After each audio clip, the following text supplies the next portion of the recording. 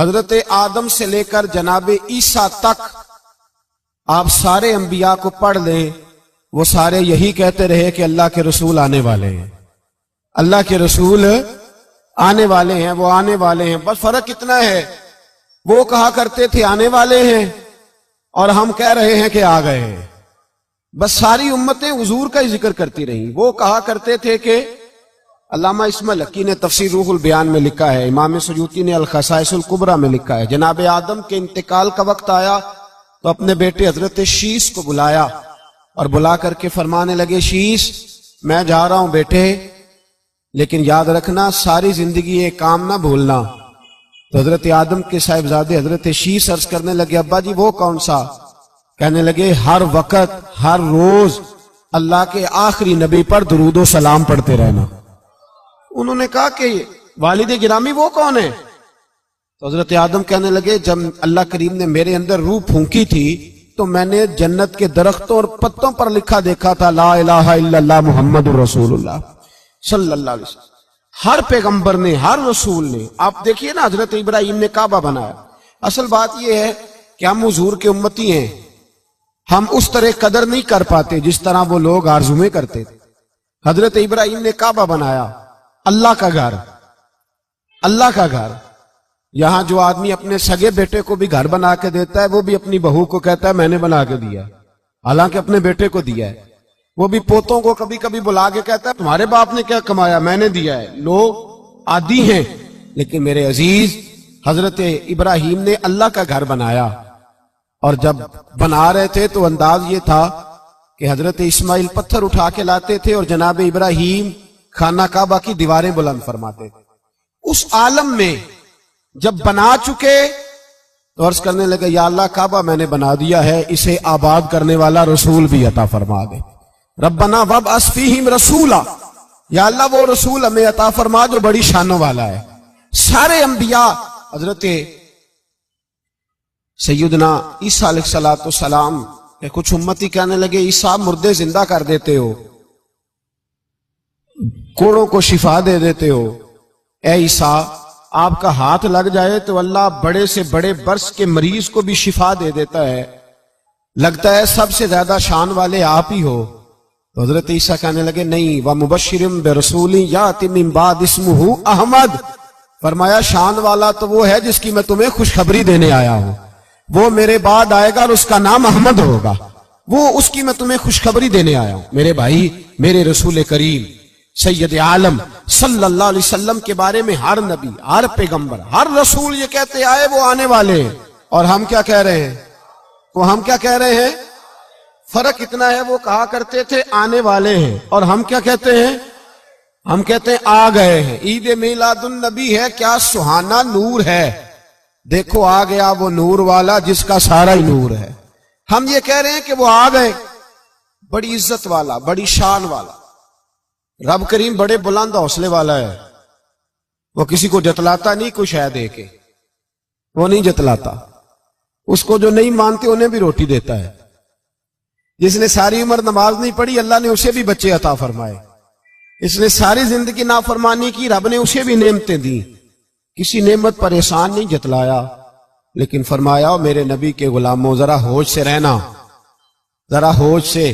ساری زندگی برادریوں پر ہی فخر کرتے رہے ہو، ساری زندگی بینک بیلنس اور جائیداد اور مال پر ہی تم نے فخر کیا ہے، فرمایا ایک فخر والی چیز میں تمہیں دے رہا ہوں، اور میں تمہیں بتا رہا ہوں لقد من اللہ علی المؤمنین اذ بعث فیہم رسولا۔ اور یار اس پہ کبھی غور تو کرو، اس پہ کبھی غور تو کرو، احسان جتلانا کو چھوٹی سی بات ہے، اور پھر مالک جس کے حوصلے پر کوئی کلام ہی نہیں کر سکتا، وہ مالی کے شان جتلا کے تجھے کہتا ہے او مسلمان تو چھوٹا سمجھتا ہے، تو شاید ہلکا جانتا ہے، ہوش کر اور اپنے اندر کے مصطفیٰ کریم کے اس غلام کو بیدار کر۔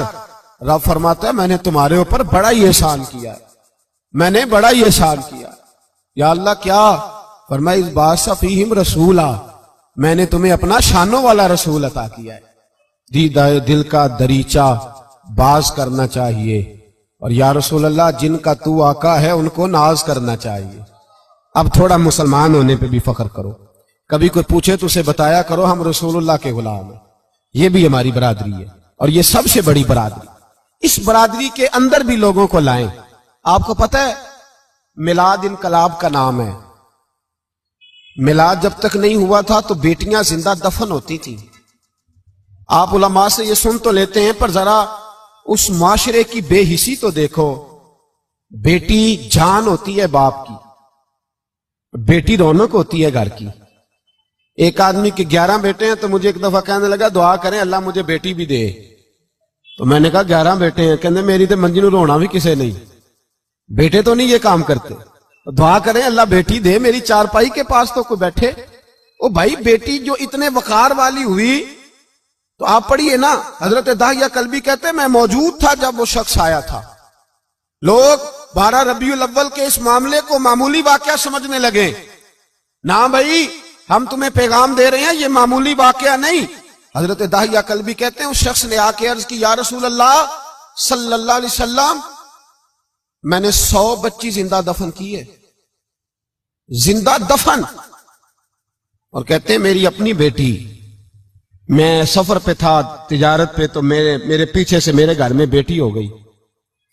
میری بیوی نے اپنے میکے جا کے چھپا دی. تو میں واپس آیا تو اس نے کہا بچہ ہوا تھا فوت ہو گیا, میں نے دفن کر دیا. جب بچی 4-5 سال کی ہوئی تو مجھے پتا چلا میری بیٹی ہے.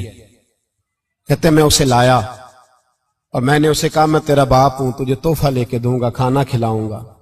کہتے ہیں وہ میرے بالوں سے کبھی لپٹتی, کبھی میرے سینے پہ ہاتھ رکھتی, کبھی میرا ماتھا چومتی. پر میں اسے لے گیا اور لے جا کر میں نے گڑھا کھودا اور اس گڑھے میں اس بچی کو جب رکھا, اس نے باہر آنا چاہا تو میں نے اس کے سر پہ ضرب لگائی. جب چوٹ لگائی تو وہ دوبارہ گڑھے میں گری. میرا ویسے وجدان کہتا ہے کہ جب سے میلاد ہو گیا ہے آج کسی باپ کی بیٹی اگر چارپائی سے گر جائے تو شاید وہ ساری رات سو نہ سکے کہ بچی گر گئی ہے میری. کہتے ہیں میں نے چوٹ لگائی سر پہ, خون بہا تو وہ گری, میں نے مٹی ڈالی, وہ ابا جی کہتی رہی. کہتے ہیں جب اس کا وجود چھپ گیا اور اس کے چہرے پر مٹی پڑنے لگی تو اس نے ایک لفظ کہا, وہ لفظ مجھے آپ کے پاس لایا ہے. وہ بیٹی کہنے لگی اے اللہ بتا تیرا رحمت للعالمین نبی کب آئے گا. یا اللہ بڑی بیٹیاں دفن ہو گئیں, بڑی مائیں منڈیوں میں بک گئیں, غریب بڑے لٹ گئے, پریشانیاں بڑی بڑھ گئیں. اللہ بتا نا تو اسے کب بھیجے گا. اب کتنی دیر ہے, اندھیرا بڑا گہرا ہو گیا, اب نہیں جیا جاتا, اب نہیں سہا جاتا, اللہ تو کب بھیجے گا. حضرت داہیہ کلبی کہتے ہیں وہ بتا رہا تھا اور نبی کریم بار بار اپنی چادر کا پلو اٹھاتے تھے اور اپنے آنسو پوچھتے تھے. بار بار چادر کا پلو اٹھاتے تھے اور آنسو پوچھتے تھے, بار بار اٹھاتے تھے آنسو پوچھتے تھے. حضرت داہیہ کلبی کہتے ہیں حضور نے پوچھا تیری جرت کیسے ہوئی, تو حوصلہ کہاں سے لایا.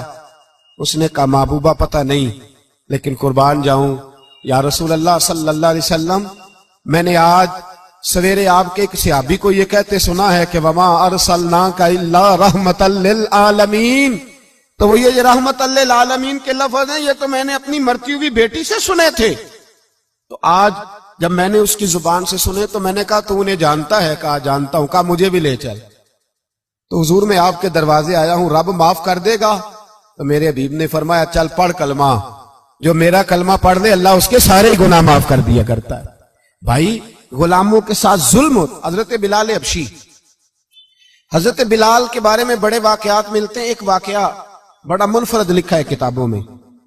حضرت بلال سے لوگوں نے کہا آپ نبی پاک سے متاثر کیسے ہوئے. تو جناب بلال کہنے لگے میں زیادہ لوگوں کو مکے کے لوگوں کو جانتا ہی نہیں تھا, چونکہ میری ڈیوٹی تھی گھر میں کام کرنے کی اور مجھے سخت سزا ملتی تھی امیہ بن خلف کی طرف سے. بلکہ تحقیق یہ ہے کہ یہ عبداللہ بن جدان کے غلام تھے. امیہ بن خلف نے تو جب انہوں نے کلمہ پڑھا تو پھر خریدا. عبداللہ بن جدان کہنے لگا میں فارغ نہیں, آپ لے لیں, آپ اس کو سزائیں دیں.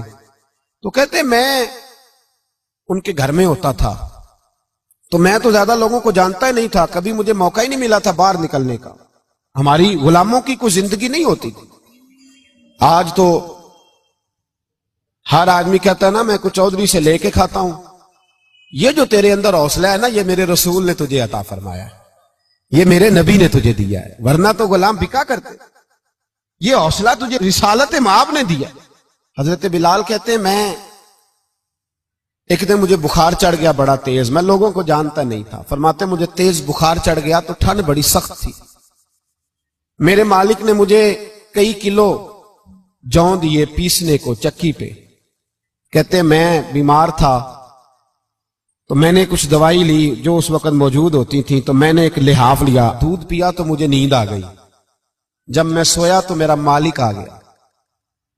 اس نے آ کر کے مجھے سوئے ہوئے دیکھا تو کھینچ کر کمبل اتارا، رضائی اتاری، لحاف اتارا. کہنے لگا اب تیری سزا یہ ہے کہ تو کھلے میدان میں بیٹھے گا، وہاں چکی پیسے گا، اور دوسری سزا یہ ہے کہ تجھے قمیض پہننے کی بھی اجازت نہیں. حضرت بلال کہتے ہیں تیز بخار، ٹھنڈ کا عالم، اور جب میں چکی پیس رہا تھا تو رو رہا تھا، اور میں پوچھ رہا تھا خدایا ہمارے نصیب، اللہ ہمارے مقدر ہے جرم ضعیفی کی سزا مرگ مفاجات. سیدنا بلال حبشی رضی اللہ تعالیٰ عنہ فرماتے ہیں میرے دروازے کے قریب سے رسول پاک گزرے اور مجھے ہائے ہائے کرتے دیکھا تو دستک دی. میں نے کہا کون ہے؟ دروازہ کھلے آ جاؤ. محبوب اندر آئے تو پوچھنے لگے کیوں رو رہے ہو؟ میں نے کہا جاؤ اپنا کام کرو. یہاں دکھ سارے پوچھتے ہیں، مداوع کوئی نہیں کرتا. یہاں تقریریں سارے کرتے ہیں، حقوق غریباں پر بات سارے کرتے ہیں، مداوع کوئی نہیں کرتا. جاؤ اپنا کام کرو. کہتے ہیں میں نے سخت جملے کہے معاذ اللہ. حضور چلے گئے، اور جب حضور جا رہے تھے تو میں کہہ رہا تھا بس جا رہے ہو نا، میں نے پہلے ہی کہا تھا جاؤ. کہتے ہیں قربان جاؤں. تھوڑی دیر گزری تو اللہ کے رسول کے ہاتھ میں گرم دودھ کا پیالہ تھا، کھجوریں تھی. حضور تشریف لائے اور کریم رسول نے مجھے کھجوریں دی، دودھ پلایا اور کہا چل جا کمبل میں بیٹھ جا. تو میں نے کہا چکی کون پیسے گا؟ وہ تو بڑا مارے گا. کہتے ہیں لوگو اس نبی کا میلاد اور معراج بھول نہ جانا، اس رسول پاک کی محبتوں میں کمی نہ آنے دینا، اس محبوب کا نعرہ ساری دنیا میں لگا دینا. فرماتے ہیں میرے حبیب کے میں قربان جاؤں. مصطفیٰ کریم نے فرمایا تو بیٹھ رضائی میں اور آج تیرے حصے کی چکی میں پیسوں گا. کہتے ہیں ساری رات حضور چکی پیستے رہے، ساری رات. سویرے میں اٹھا اور میرے حبیب پاک نے مجھے وہ سارا کچھ دیا اور خود چلے گئے. اگلی رات پھر آئی تو حضور پھر آ گئے، مجھے پھر رضائی میں لٹایا، دودھ پلایا اور ساری رات چکی پیسی. کہتے ہیں بس تیسرے دن حضور چکی پیس کے جانے لگے تو میں نے قدم تھام لیے. میں نے کہا بیبا دنیا ساری جھوٹ بولتی ہے، زمانہ سارا غلط کہتا ہے، جو غلاموں کے حصے کا کام کرے وہ اللہ کا سچا رسول ہوا کرتا ہے. اچھی بات دوسروں تک پہنچانا صدقہ جاریہ ہے. ویڈیو زیادہ سے زیادہ شیئر کیجیے.